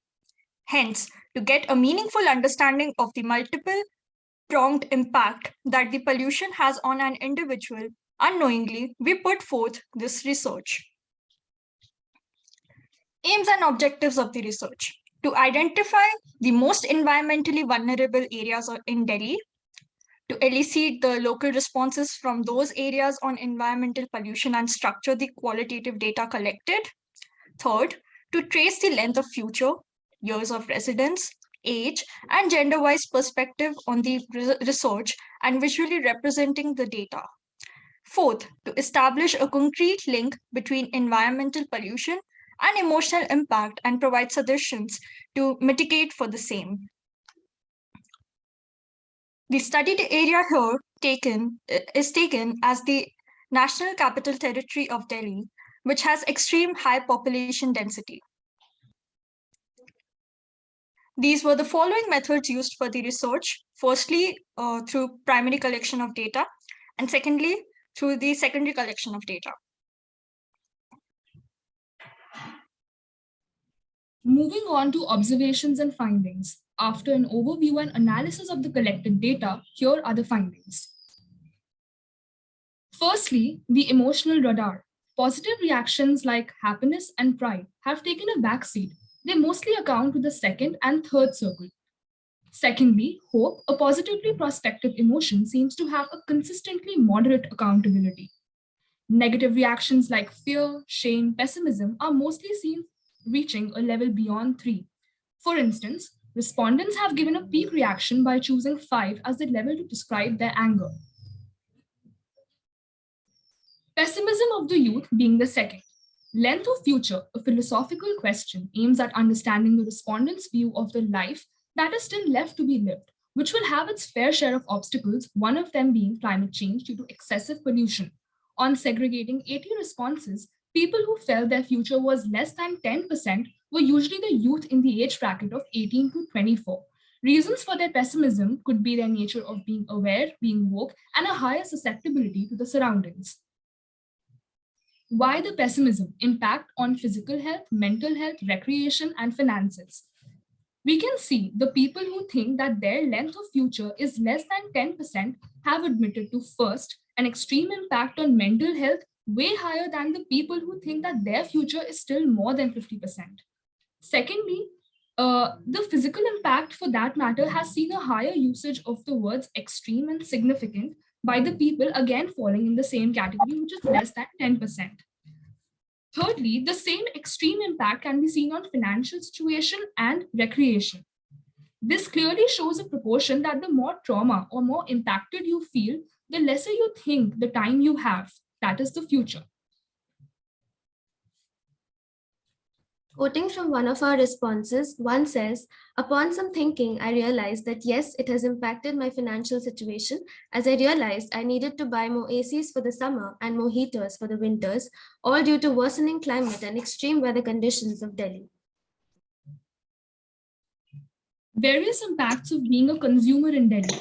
On being asked to describe the quality of household water, around 60% of the respondents stated having problems with either the water not being enough or of being bad quality, or both.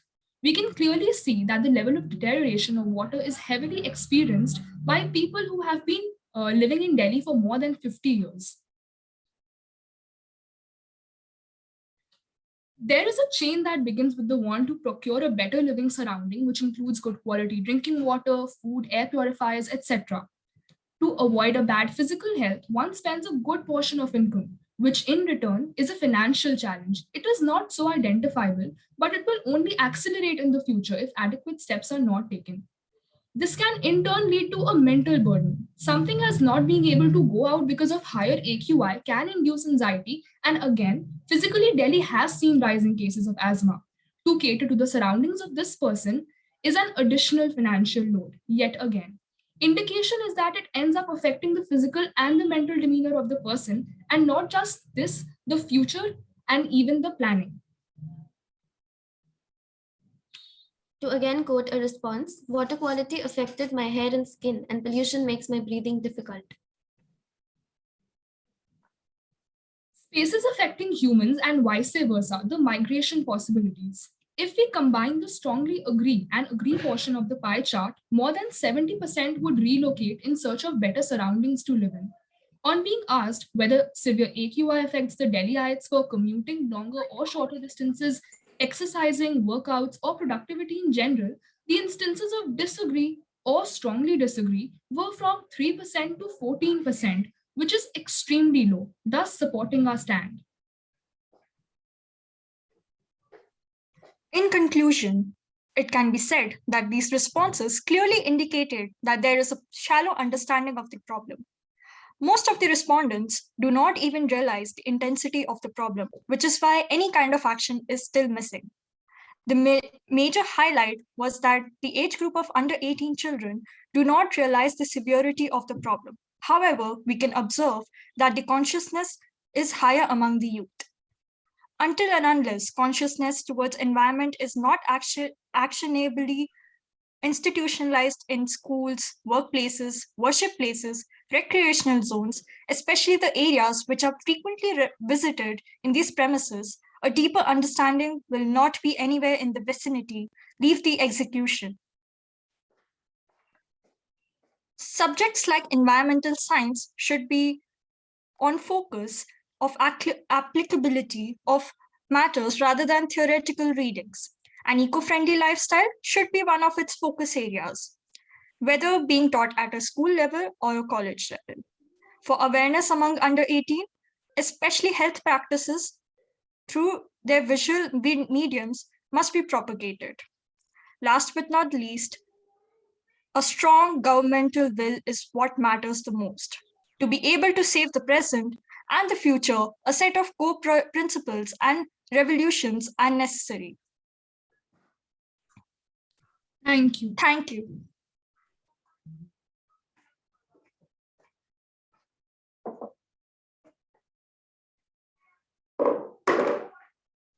Thank you, Team 32. I request the Honorable Jury for the interjection.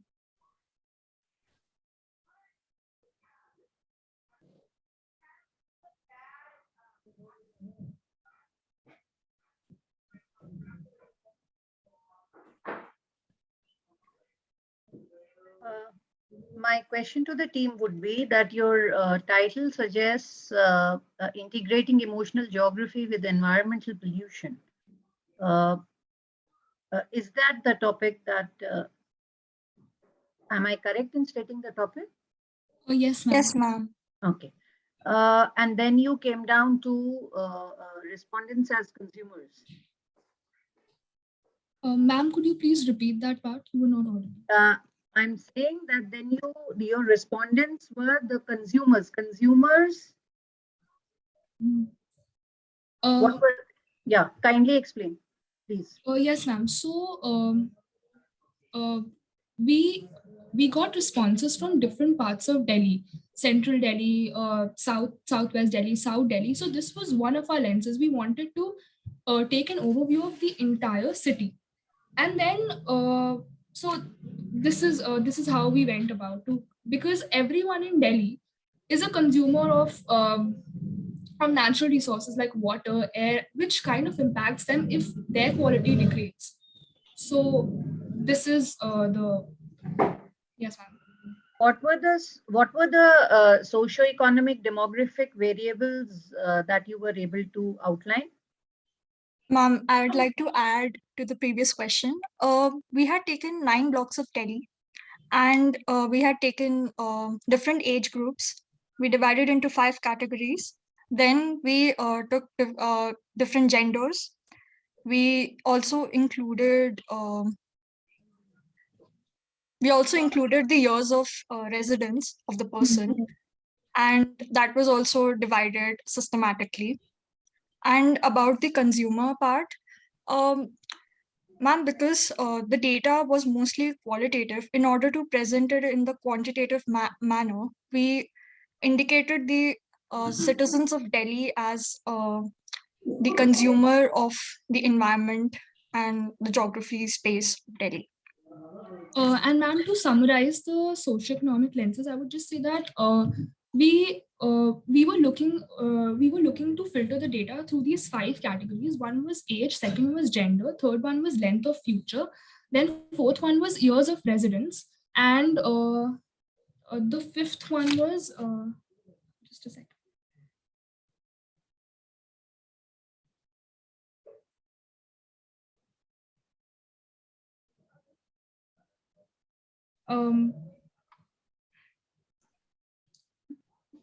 Yes, Okay. The last question. When you are talking about the length of future, did you find any variation between the responses of people of different ages? Yes, ma'am.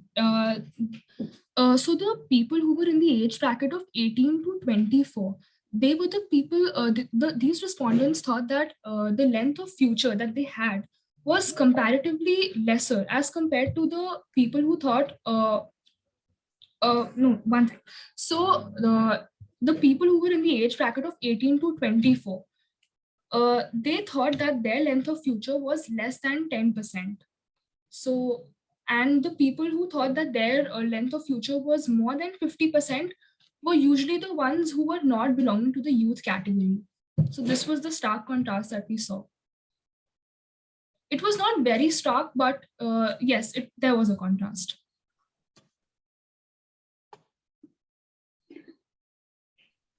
Okay, thank you. Thank you. Any more questions? I have no questions. Thank you, sir. Thank you. Coming to the end of this session, I would like to call Dr. Vijay Pandey to give vote of thanks. Okay, thank you so much, Hers, for handling the entire session very smoothly.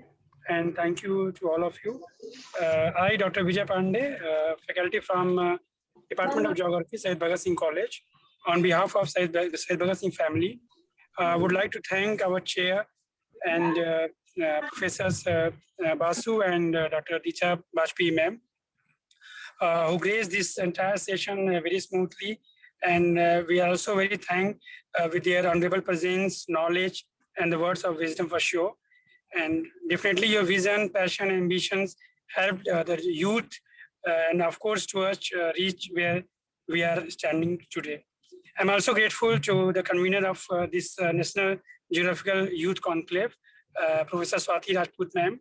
I think without whom this conclave would have not been possible. She has been a constant pillar of support and strength for all of us. And definitely without such active participants of entire session, this would definitely help and it would not have been possible without such a great audience.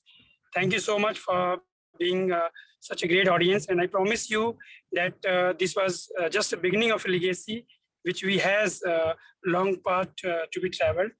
So with my closing remarks, I'm quite relieved that this legacy that traveled through us will end up with in the firm hands of this young generation, because of course the theme and the, this is of course a youth conclave. So it's all in the hand of youth. So being in encroachment phase, we are open for all your suggestions and the feedbacks and recommendations in each official. Of course, in the next session and next year, we'll resume with the next geographical conclave. So once again, I thank you all and thank you for your esteemed presence. Thank you, everyone. Thank you. Over to you, Harsh. I think we have missed to thank Dr. Kiran Bharwa, our esteemed jury member. Sure. Right? So we are really thank you, Kiran Bharwa, sir. Jury Thank members. you for listening our session. Yeah, ma'am. Over to you, Harsh. Yeah. So I guess we should break here for lunch. So as the judge suggests, like we can go for 15 or a half an hour quick break. As our judges yes, Dr. Rashmi, our jury members really need some break. So I request jury members, what is their suggestion for how much time should we break? It is 12 to 12 right now. So maybe a break of about 20 minutes will do us no harm.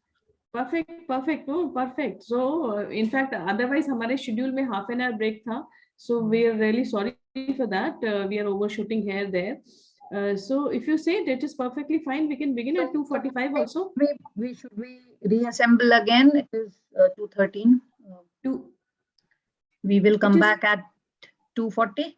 No, as you say, because it is the major task is on to you people. Yes, Dr. Kiran.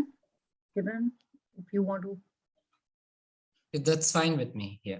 Fine. Okay. So we will reassemble at 2:40 then. 2:40. Perfect. Yes. Thank you so much. Thank you. Thank you. We'll Thank you, ma'am. Thank you so much. And all the teams, we would be reassembling here at 2:40 sharp. We will begin. So I will suggest everyone please join at least 5-7 minutes in advance. Thank you so